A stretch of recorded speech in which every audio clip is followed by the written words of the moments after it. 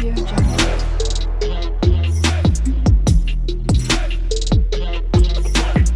Audio Jungle.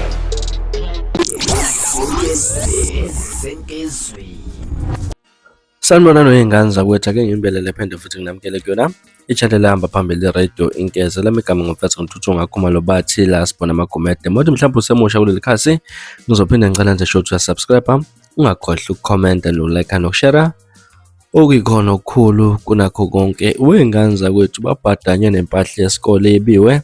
Abasolwa abane baphakathi kweminyaka engu-17 kuya ku-19 ababoshwele icala lokugqekeza nokushisa isikole Empolweni Secondary.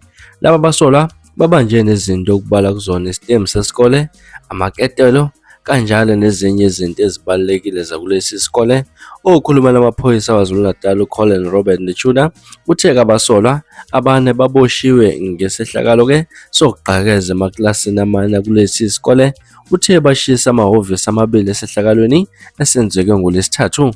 Babekwa amacala okucekela phansi impahla nokugqekeza kulenele ukuthi bavele enkantolo yase-New Hanover maduzane nje.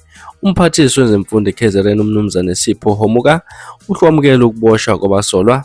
Uthe-ke sibashaqisile isenzo sokushisa isikole nomonakalo odalekile.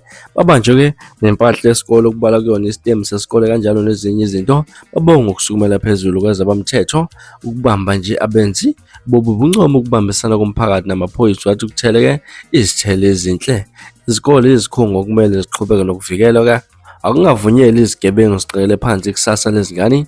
Bayaqhubeka nokubambisana nezinhlaka zokuphepha ukuze ukufunda nokufundisa kungaphazamiseki.